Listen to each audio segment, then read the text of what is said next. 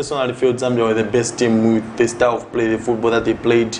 They kept the ball on the ground, they passed it in between the lines very, very well. I think we saw young Margaret Bulemu, I think, inspired by what you talked about, the young fullback for the under-20.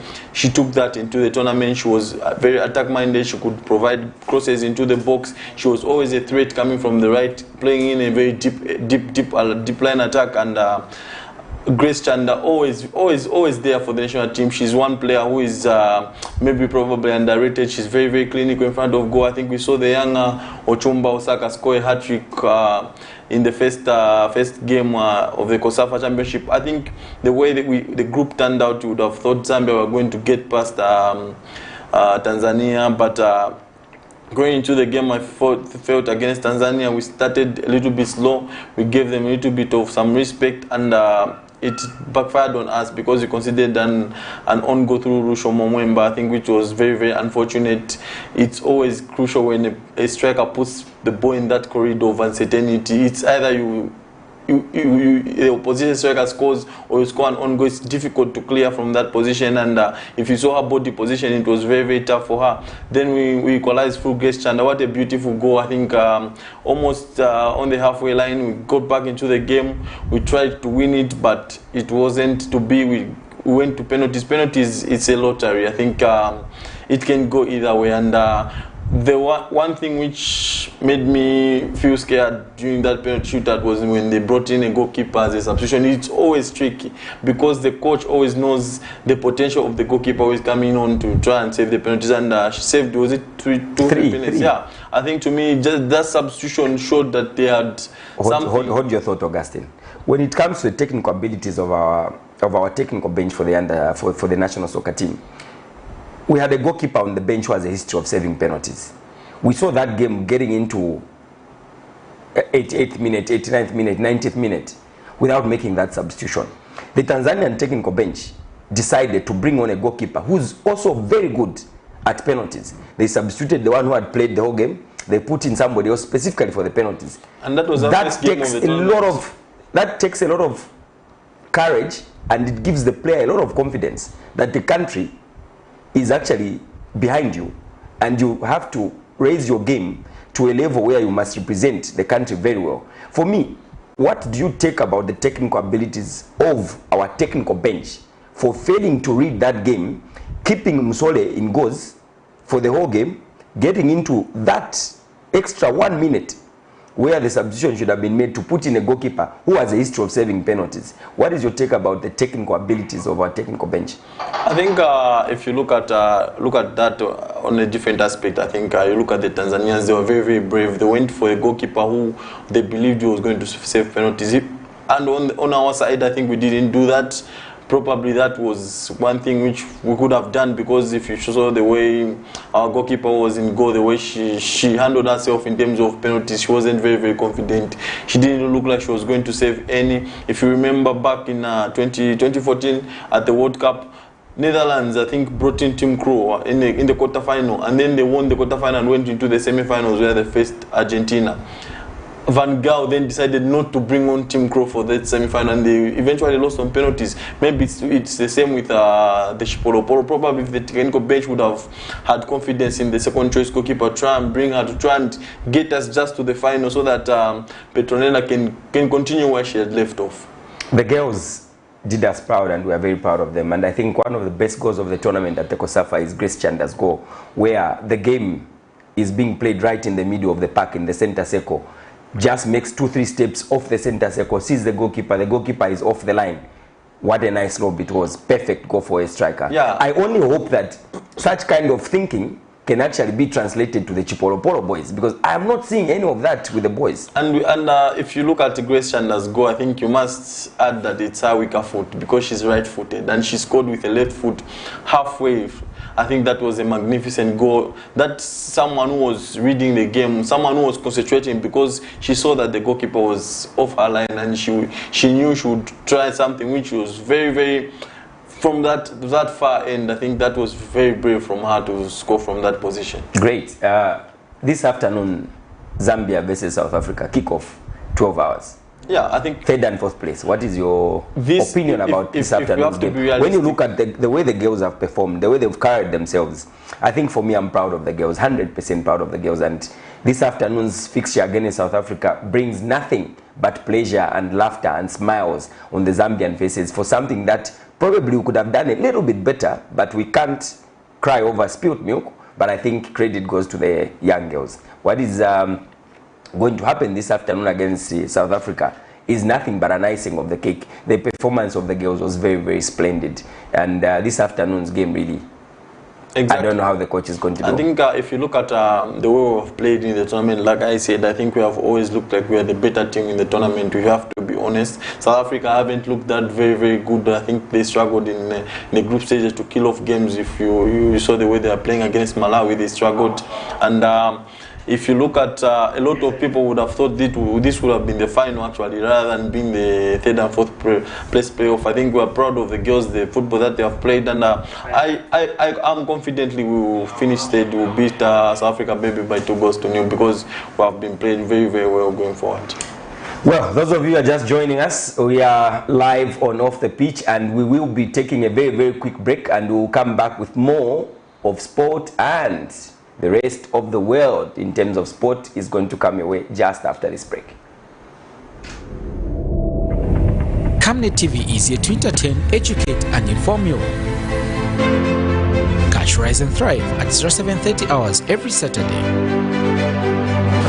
Fresh and new praise and worship comes Monday to Friday at 8 hours.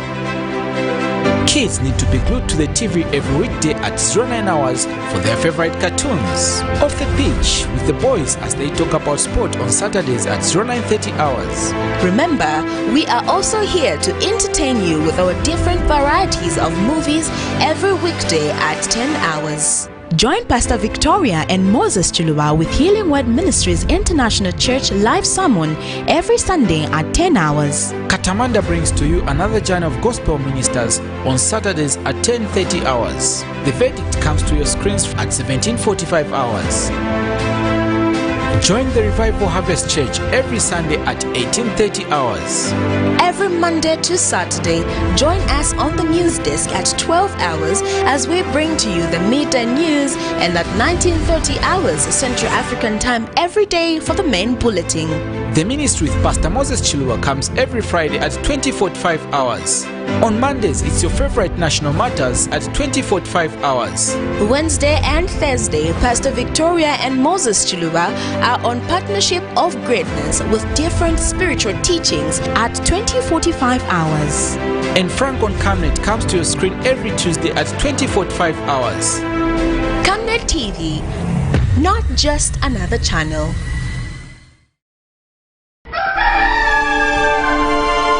Africa is rising to a new dawn of integrity and accountability. Are you tired of being swindled or buying fake or illegal properties? Would you like to sell or buy genuine property? Would you like to list your property on both local and international market? Don't waste your time. Call the professionals, the SGK Properties, on +260 762 166 018. SGK Properties. Your business assurance is our priority.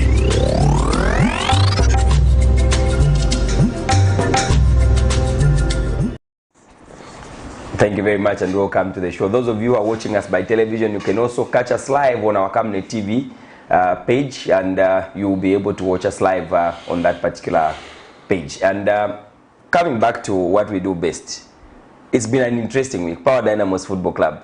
2 weeks ago, we were discussing the major changes they made to the Exco. This week, they've unveiled one more CHIPOLOPOLO, upcoming young lad, very, very ambitious coach. Of course, with no records of success, but very, very ambitious. Like most of the Zambian coaches with no record of success. Power Dynamos Football Club. Do you think the coming in of one more CHIPOLOPOLO being assisted by Linus Makwaza and I think it's Mwamba being the goalkeeper coach that we unveiled during the course of the week.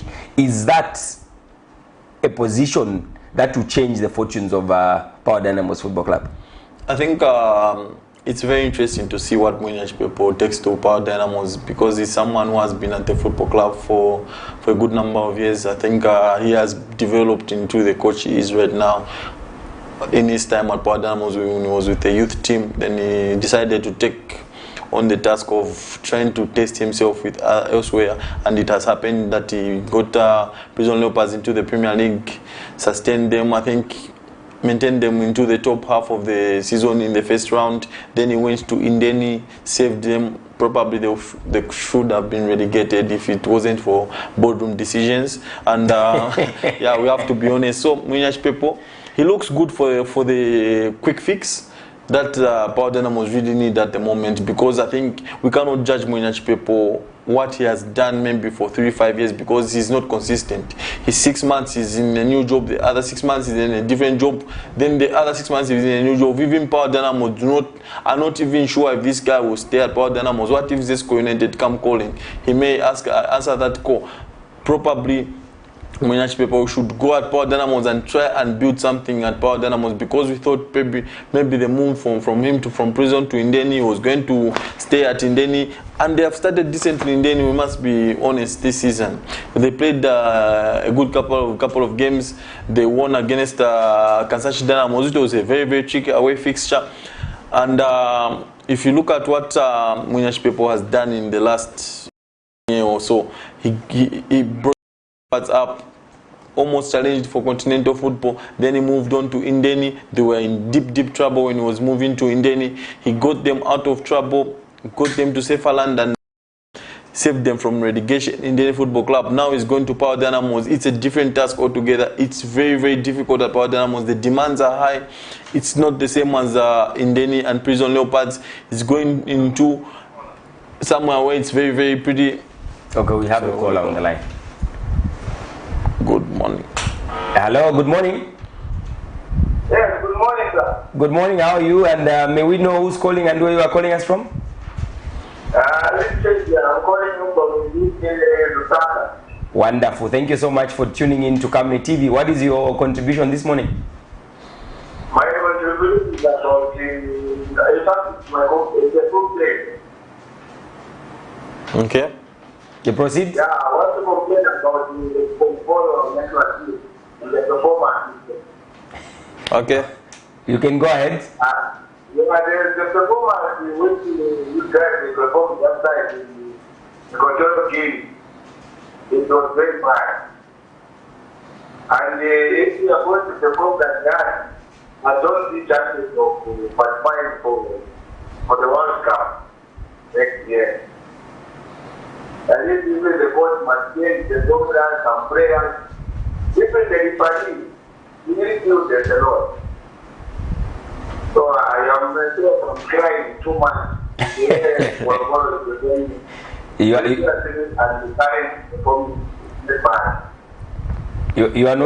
not the only one crying, man. So that's all my. No, thank you so much. Please be rest assured that you are not the only one complaining. I'm complaining, Augustine, before we shift to that, but we are still talking about Power Dynamos. To our callers, we are going to cover the national team at some point, but we have to finish what we are doing now. 10 coaches in 4 seasons, Power Dynamos Football Club. I think that's an amazing start for a club of Power Dynamos stage. I think it doesn't make sense, if I have to be honest, 10 coaches in 4 years. Yeah. I think to me it's so frustrating if you're a Power Dynamos fan, because there's no consistency, there's no stability at the football club. You cannot really tell which direction the club is taking. I think the coming in of Perry Mutapa, I'll consistently say this, I believe that was the best move Power Dynamos made, and he was the guy who was going to transform Power Dynamos into a force the way, because Perry Mutapa and Masa Sotembo, the way they worked hand in hand, I think they were promising coaches who are looking destined for greatness, but they never backed them in the transfer market, if you have to be honest. If Perry Mutapa and Masa Sotembo would have been backed in that transfer market, I think Power Dynamos would have been different. Every season we come to the Zambian Super League kicks on, Power Dynamos look like they are getting worse and worse. I think it's always disaster at Power Dynamos. It's now high time that they get it right. They find some stability. If they have gotten Chipolopolo and they believe in Chipolopolo, give him time to grow as a coach. I think a good example would be Nkwazi Football Club with what they've done with Makinka.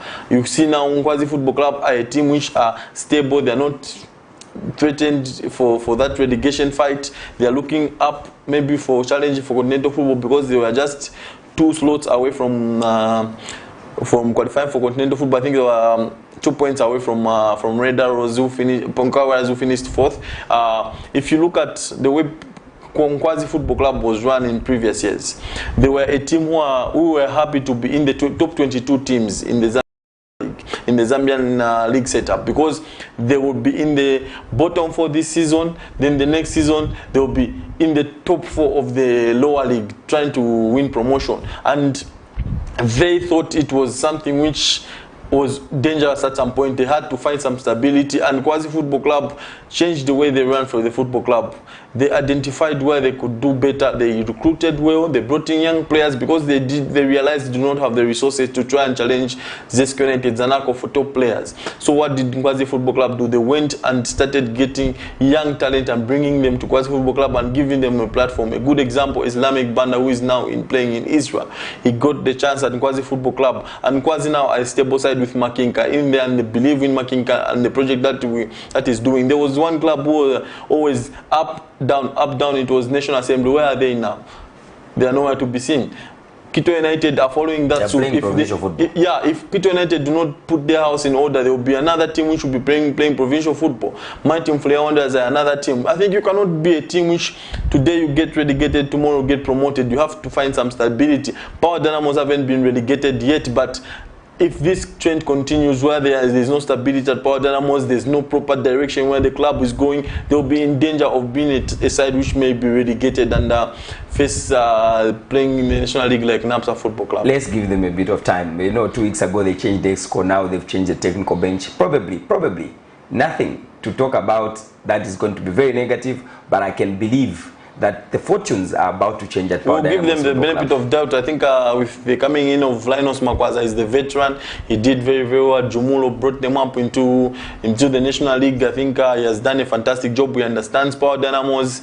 He understands the structures. Probably they will bring back the glory days alongside with Mwenya Chipolopolo. What I've liked the most is they've put a young coach in Mwenya Chipolopolo as head coach. Yes. Then they've added experience in Linus Makwaza, senior. We saw that at Manchester United when they appointed Ole Gunnar Solskjaer and brought in Mike Phelan, who is a veteran and understands the football club better, probably to work for Power Dynamos. I hope it works because Power Dynamos are a very, very big club in Zambian football. They are now a sleeping giant and they just need to wake up. By the way, talking of Nkwazi Football Club, yesterday they held the friendly match against NAPSA Stars at Edwin Imboyela Stadium, and Nkwazi Football Club was beaten by NAPSA Stars by a goal to nil before the national team came in. They arrived yesterday and they immediately came for their recovery session at Edwin Imboyela Stadium.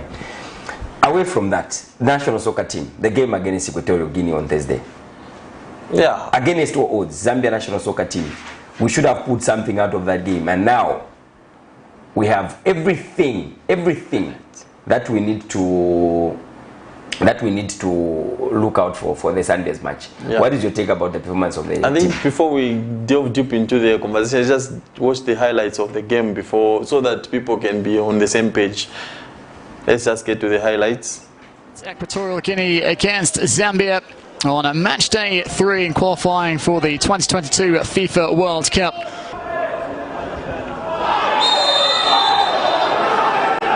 Rather robust foul, and Mumba has been shown the straight red card for that tackle on Basilio and Dong. Plenty of red shirts to try and pick out. It's not a bad ball either, and they have the opener. Equatorial Guinea leads by a goal to 0. A wonderful free kick whipped in by Jose Machin. Will be a Bicoro just over the top. Ball shaves the roof of the net on its way over. Closed down quickly by Coco. Spins away from him. There's a nice ball through as well. Stuck in between his feet. The cross is played into the box and it ends up on the roof of the net. What a chance that was for Patson Daka. Chance might still present itself though. And it's Gane fires it towards goal. It's turned behind by Chibwe.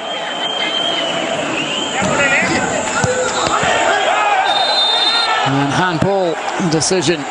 Free kick for Equatorial Guinea. The referee, play continues, was getting the yellow card out to try and Equatorial Guinea have their second. Well, the referee had the yellow cards just in his hands.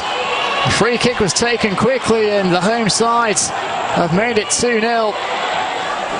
Equatorial Guinea winning this one against Zambia by 2-0.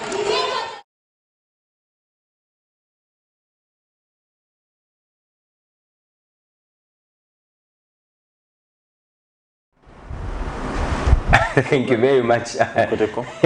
We've got a caller on the line before we start analyzing that game. Good morning and welcome to Off the Pitch. Hello. Okay, we've lost that caller, Augustine. That was a quick recap of the game against Equatorial Guinea, where I think for me it was a comedy of errors by the referee. Whether we blame the ref or not, I think the biggest talking point is the comedy of errors that were committed by the referee of his caliber at this level of competition on the African continent. Leaves a lot to be desired. But before we get to the referee, let's talk about the performance of the national soccer team in all departments, starting with that red card in the 25th minute for Prince Mumba. What is your view about it? I think Prince Mumba's challenge, I think it's a 50-50. We've seen them given red card. Sometimes we've just seen yellow for those challenges. I think it was a dangerous challenge, if you have to be honest. Prince Mumba had no right to go into the ball like that. Yeah, I think that was very, very wrong from Prince Mumba. I think it was in the heat of the moment because he was slowly losing the battle of the midfield, maybe frustrated, would have crept in. Because if you look at the way Zambia started the game, we were, I think, in the first 18 minutes, so we've got a call on the line. Hello, good morning. Yes, good morning, sir. Good morning and welcome to Off the Pitch. What is your contribution this morning? Tell us your name and where you are calling us from. Yes, I'm calling from Mamba. Mamba, how is Mamba? Mamba is quite hot here, and I is doing better. Probably getting very close to the temperatures of Mamba. What is your contribution this morning, sir? Yes, my contribution is on the real two games, sir. Go ahead. When you look at the first game for boys, the boys that there was no fighting spirit, and they were playing a selfish game. We cannot keep continuing for the referee. The one was getting the game, no, that's okay. But looking at the defense, you cannot defend the goal when you are on the same position. You cannot compare with the game. You know, I'm giving the full, you know, to this after all. Instead of giving them the game, I'm giving them the leg. They are performing very well after. But for us to qualify next game, we need a lot to do about it. If after they learn from the game, they would have made the game to impress the Equatorial because the fifth game which they are supposed to fall in 1 week. Now, it is very bad to find that you are watching. The game we played with the Equatorial, the game we played with Tunisia, it's somewhere like that, but not the Equatorial team. No. That's not even the part I never avoid that game. I'm telling you, the point is from 1-0. Actually, that's Giancarlo. That's the time he was. Oh, I don't know whether it's before there. We're not supposed to play Giancarlo. You are dying. You are dying. You perform like a time, but you think about that. No. That's why we say we fight with that, but the style we should avoid. No, they can this member of 4 years is just not the red card.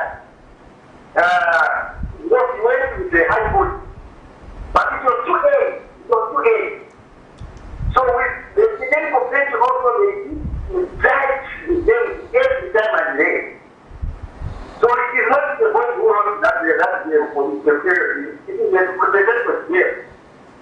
No, There is also nothing about that game. thank you so much. May God bless. Thank you so much. God bless you too, my brother. Augustine, after the red card, a couple of soccer fans were saying the technical bench could have made a change. My view in that regard is very, very different. The guy who got a red card was Prince Mumba, playing in the midfield. The manpower we had on the pitch was sufficient to cover up for that particular space which was left by Prince Mumba. A lot of people just have a perception that when there's a red card, you immediately take off a player and put in another one. Like it's procedure. Exactly. For me, I think the technical bench on that bit, I don't blame them. Because the guy who got off the pitch, the hole he left in the midfield, we had sufficient manpower to come down and just leave two people up front. What was supposed to happen is the actual adjustment which we did. Except for the missed chances, we should have equalized by the 50th minute in that game if you saw what was happening. But nonetheless, the red card brought Zambia to 10 men, and we struggled until we conceded the second goal.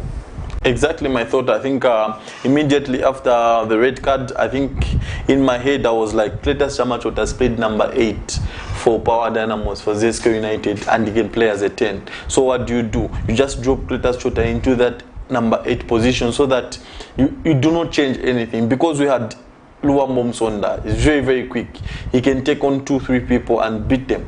Fashion Sakala, similar player, he would take on 2-3 people, beat them and put in a cross. We now started to rely maybe more on a counter-attack rather than dominating position. And the coaches, I think, to me, games have not gone very well for Quicksilver, we have to be honest, but the way his game plan going into games, his approach, I think to me there's a little bit of positivity, because we did not sit back and started defending when we were down by 10 men. We kept on asking questions. We created probably the best chances than Equatorial Guinea, if I have to be honest. Patson Daka fluffed 2 chances. He could have scored from both of them. Maybe 3. One he created on his own by turning the defender inside out, hitting it on with his left foot. There was another incident where Patson Daga had the ball in the penalty area. He could have found either Radi Walia or Fashion Sakala just for a tap in, but his weight on the pass was wrong. I think to me, you look at the way the game panned out. I think after the red card, what do? When we lose the ball, all the 10 men should be behind the ball so that we close down the spaces. You try and press them when they're in position so that they do not keep the ball, because once you are chasing the ball, you get tired very easily. So you have to press so that you win it back very quickly. When we're in possession of the ball, we try and commit a lot of men forward. We try and stretch the play. Luambo Msonda, Fashion Sakala, I was expected them to try and get wide, high up the pitch, try and let maybe the likes of Benedict Chepesha and Prosper Chua to try and support them in those attacking areas, to try and create overloads in the wings, because that was our only opportunity we could have gotten a goal from, is to try and create overloads in the wings, so that sometimes when they are trying to close those wings, they leave space for Cletus Machota to find that killer pass in the middle of the park, but it didn't happen.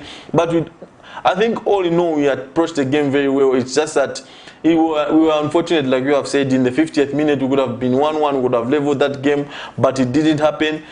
We overlook a lot of things because we lost. But probably if you look at the performance in the second half, I think it was very decent. We still take them to 1 shot on target. Mwenyachi made 1 save before he conceded that goal, because we were in control of the game. We were asking questions. I think at some point maybe the tactical changes after we saw Patson Daga, it wasn't happening for them. Maybe we could have tried something different. Play Fashion Sakala down the middle and introduce Kelvin Kampama Mwanga in the flanks. Maybe it would have very quickly, department by department. Very quickly, Augustine. Let's look at the performance of each player very, very quickly without wasting too much time. The goalkeeping department. For me, my view, is that the first goal which we allowed, I don't understand why the goalkeeper came off his line if he didn't mean to hit the ball. He missed it. That ball was not even at a height which is worrying. It was within space. It was just an issue of poor timing by the goalkeeper. For me, the performance of the goalkeeper at that point, really, I was very, very disappointed. Because a couple of times, set pieces, he was found wanting on 2 occasions, very dangerous times, 2 of them. What is your view about the goalkeeping department? Yeah, I think I'll go to the first goal that we conceded. 3 mistakes that were made to the build-up of the goal. The first mistake was the awarding of the free kick, because that was never a handball. It hit Prosper Chua in a different part of the body, not the handball, but the referee opted to give the handball. Yes, now we need to regroup and try and organize our defense. Munyachi, when he go, he just need to stay in goal because his defenders are already in control of their men. I think when the cross is being put into a box, one mistake, Dominic Chanda, you do not leave a striker on the blind side. I think if you watch that video again, let's deal with the goalkeeper. Dominic Chanda. We're coming back. I think now I'm trying to lead up to what caused that goal, because Dominic Chanda leaves the striker on his blind side. Okay, as you are covering the goalkeeper, then let's include the defenders and the goalkeeper. They'll be in one discussion. Yeah, then let's look at the right back, the left back, and the 2 centre backs. Yeah, then Munyachi, why do you come for a 50-50 ball? That's the biggest question. Why do you come for such a 50-50 ball? Yeah, he wasn't sure. He could have stayed in his line and had confidence in his defenders that they win the ball. I think if you now go into our defenders, I think left back and right back, they didn't offer much going forward. They didn't offer much going forward. I was worried about your opinion because I know where those boys are coming from. No. I think I'm always objective. They didn't offer much going forward, but defensively, I think they were decent, better than Rodrika with the performance he gave us against Tunisia. Yeah, they won battles. They won their duels at some point. Maybe they looked a little bit shaky because they didn't have enough cover from the 2 flanks. The flanks where we had in Fashion Zangala and Wambo Msonda. Let's go into the midfield. Defensive midfielder, Dixon Chapa in that game. I think he had an average game, Dixon Chapa. I think below average, maybe that's the best game. If you look at his standard, the standard that he set in the game against Tunisia, coming into this game, he had a below average. Maybe it's not because it's his wanting, it's maybe because of how we approach the game. Because if you look at the way we approach the game, we are bypassing the midfield. That's why even Prince Mumba got frustrated, because most of the times when we want the ball, we are rushing to get into wide areas and putting crosses, and it didn't work. We are always bypassing the midfield. They didn't have a feel of the ball, and it's always difficult as a midfielder if you're not touching the ball. Then we go to Cletus Machota, another below average performance, if I have to be honest. He had some moments where he could have produced magic, but he didn't. His touches in the final third left an awful lot to be desired. He didn't do very, very well. I was about to bundle those 3 players at once. When you look at the way we've been crying for Cletus Machota to be part of the national team, you look at the expectations of Patson Daka, you look at the expectations of Ashton Sakala. For me, in this particular game, I would have actually gone for local players. When you look at that kind of performance, it was a very, very mediocre performance from those players. In a situation where you are 1 man down, one of those 3 veterans with that kind of experience should have taken the mantle to say, I am going to win this game on behalf of the country. Let me carry the mantle and just play to the expectations of the Zambian people back home. But we didn't see any of that from those 3 players that I expected to actually take it up and just push a little bit more than we did. I think to me the surprising part for me was the substitution of Luambo Msonda. I felt Luambo Msonda was the better of the 3 that were playing up front. Luambo Msonda was eliminating players, was putting a little bit of crosses into the box, but we opted to substitute Luambo Msonda and leave Patson Daka and very rare occasions where you see the team captain being taken off in the match. Exactly. I was very, very disappointed. It was very disappointing decision. I think if you look at Patson Daka and Fashion Sakala, they looked a little bit rusty in the final third. It's probably lack of game time at their clubs. I think it showed in games of such magnitude, because Patson Daka on another up in the box is always in there. I think because he's lacking game time, and his confidence his confidence dropped from the levels that he was. What do you thought? We've got a caller on the line. Hello, good morning. Hello, good morning. Good morning. Good morning. Tandika Chiro, how are you, sir? I'm okay. How are you, gentlemen? Good. Very good. We miss you on the show, Tandika. When are you visiting us? I'm Thank you so much. What is your take about our discussion this morning? Well, in my view, we lost the chances of qualifying when we lost to Tunisia from Tunis. That was when we were late and divided at all. Okay. See, team selection is very important. If you look at the team, the coach selected against Montaigne, a number of us will say, not a big team. But that's because it was a slender win. People also deny it's okay because of that thinking of we don't change the winning team. That's we are playing minimum in the group. So, against Tunisia, when Tunisia came to play for a draw, our players were exposed. Instead of going for a draw, but we end up losing. Why? Because if you have about 6-7 players, next one you go to them from Uganda to Commander Queen, who are Uganda and 3 players, and you don't qualify to them, not like that. You centuries have staked their careers as a senior national team, which is wrong. I mean, that's the first number one philosophy. Because you get players based on their fine form, and there are a lot of good players who deserve. I mean, you've given him options before. But he's still sticking to the Commander Queen, which he tells me. You know, and that's for centuries have staked. So if you look at the game against the Equatorial, so giving the win, because the guy committed to say, how do you have a coach who selects 25 players and only picks one defensive midfielder, Cletus Machota, who has never started the match at the highest game? That was already 62-3. You know, out of all the number 25. Then if you look at the rest back, he picks only one, and that is 403 players. So it was a short to play, both particular. So those two, because the idea of picking that giving you 23 players or at the World Cup is get 3 goalkeepers, maybe 2 players in each position. So already the team wasn't balanced. So it's a big problem itself. And if you look at the strikers, you get Brian Moya. When you leave the man was mixing and intimated for TAP, and you need to show all the top scorers there. You also leave the Alex Monza, who is the kind of top scorer in the league before God. He's a very fine form, and he picks up that they will go shy. So when that and the person are off, who replaces them? So again, you have a problem up front. You look at the man of the best. I think it's good that you replace one of them where the issues of this dynamic. What was happening to the team manager? Because he should have been that match as a proper replacement. So, all you know, in my the game off the field, off the pitch, team selection. Then when it comes to the pitch, giving disaster, our man cannot win the game. Because, like in that case, when you are the late guy, you had another defensive midfielder to consolidate the back. The front line is okay, we just rearrange. Why can't you partner? Passion Zakala and the Passion Daka, because they must play together at 9 and 10. At the beginning, they was at their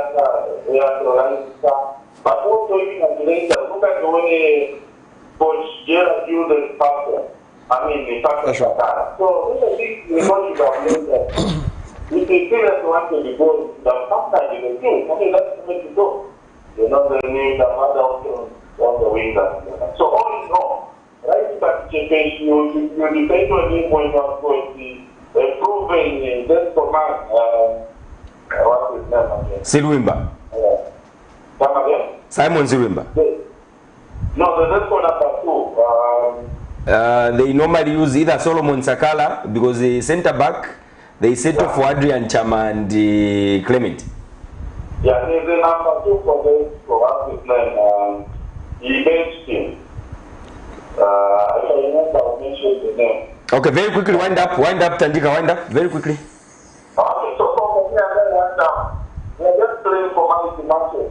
And for me, Zambia should do better. You need based on, unless the second part, for example, take over. People game and 1 month. I think for a long time, that we are subjected to give government of error to the match.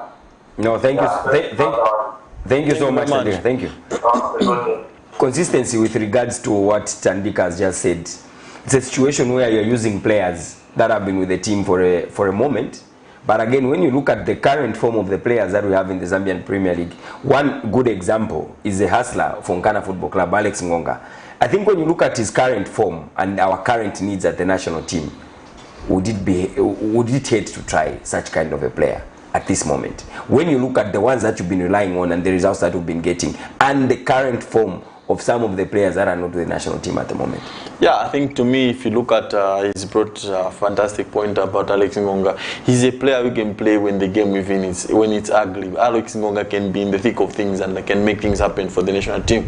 It gives you a different dimension from the strikers that we have in Patson Daka, in Fashion Sakala, and in Brian Miller. I think to me it's always surprising why do we see Brian Miller consistently in that national team. I do not know why. Okay, let's quickly look at the second goal that Equatorial Guinea scored. I rarely want to discuss the centre man, but I remained with no choice, especially on this particular game where we saw a referee walking to a point where a foul took place. He gets into his pocket, takes a card, calls a player who was standing right behind the ball, the offender, calls the player. The player is making 2 steps towards the ref.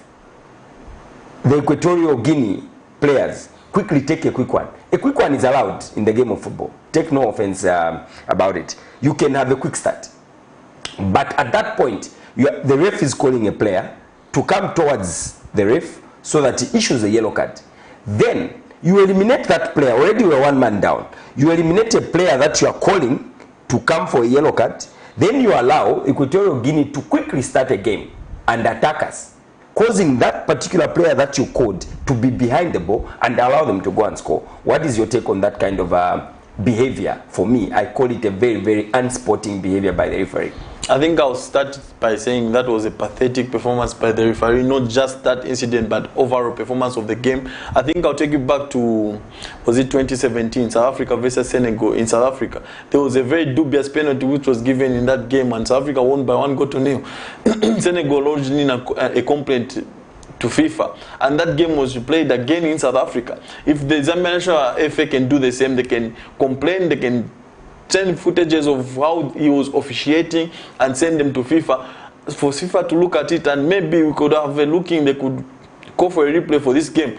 If a referee is about to caution a player, everything stops. In most cases, what happens is they will punish the referee and uphold the result. That's normally what happens in most cases. But for South Africa, Senegal, it had to be played. Yeah, because the performance was pathetic. It had a bearing of on the standings come the end of the race. I think if you look at the way he performed and that particular goal, second goal, because he was about to caution a player.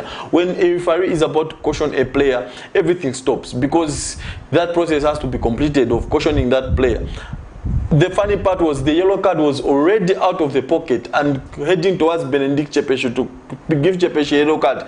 As Chepeshi was going towards the referee to try and argue his case. They used the same space where Chepeshi is going to argue his case, and at that moment the captain for the national team was who?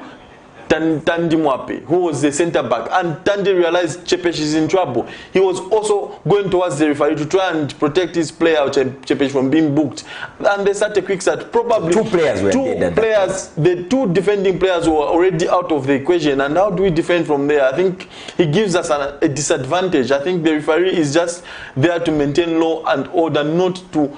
Tunisia is sitting on 9 points. Equatorial Guinea is sitting on 6 points. Zambia is sitting on 3 points. Going into the 4th round of games that will be happening on Sunday, what should Zambia do differently for us to win the match on Sunday? And probably hope that the Tunisians will falter at some point, which I doubt if they can. But I think, what are we going to do differently in this match on Sunday? The most we can get to is 12 points, and Tunisia are already at 9. So if they win the game against Mauritania, they get 12 points. Probably they would have qualified for the next round. Yeah, I think it will be very, very tough to catch a team which will be at all. In other words, so now we play with less we are pressure. Playing friendly games. Yes, and Zambia always play better when we play without pressure. I think it's always different when the heat is there. We perform differently when we do not have pressure. We play better. We saw the result where we got in Zimbabwe when it was always going to be tough in Zimbabwe. What have we done wrong as a country? I think, to me, at this point we have to accept that our standards of football have dropped. It's not just at the national team. Look at the clubs. in those days, I think we used to have Power 9, they win the Confederations Cup. Ghana were consistently in the semi-finals, but look at the situation now in this landscape of Zambian football. We are failing to even make the group stages of both the Confederations and the Champions League. We have to accept that the standards have dropped, and we have to look in what should we do differently. Let's take a good example at the Equatorial Guinea played. What did they do? They realized they do not have enough quality in their league. They went to scout for European players who have got connections with Equatorial Guinea. Most of their players playing in Spain in the lower league for Las Palmas. The other was playing for Birmingham, was it recently, the captain. You could see they went to scout for players in Europe who have got the roots from Equatorial Guinea. Something which we can do as a nation, as Zambia as well. Very quickly, Augustine, this afternoon, away from the national team, I think we are done and dusted with the national team.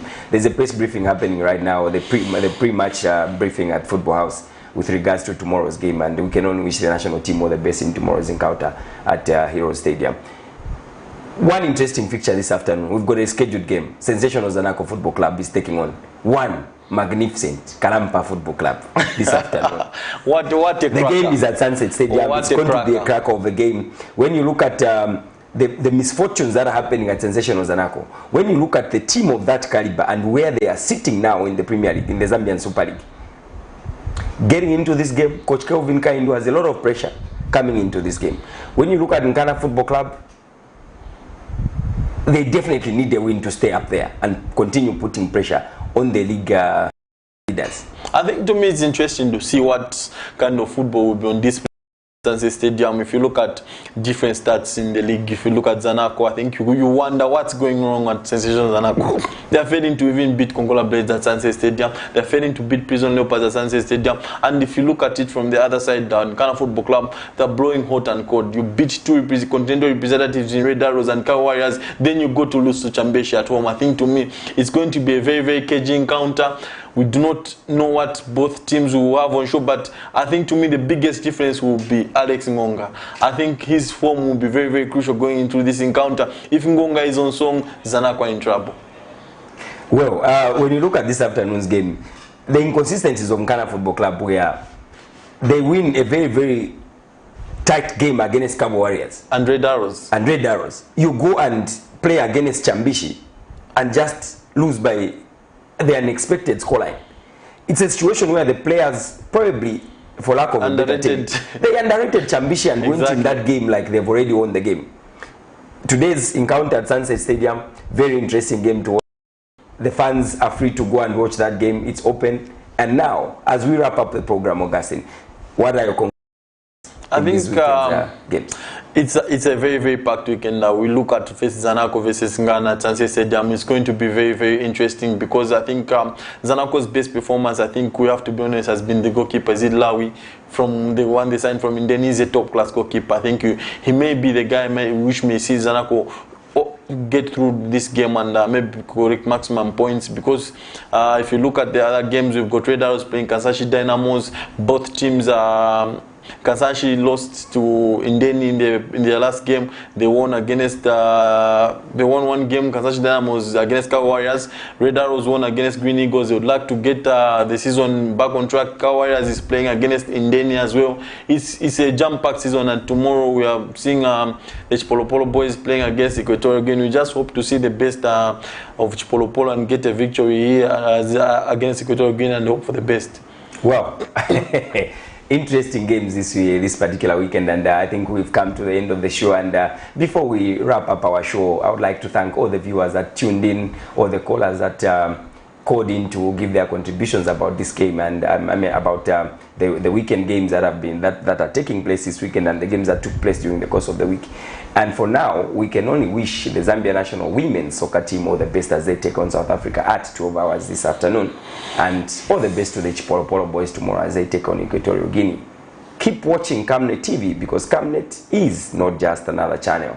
Bye-bye and see you next weekend.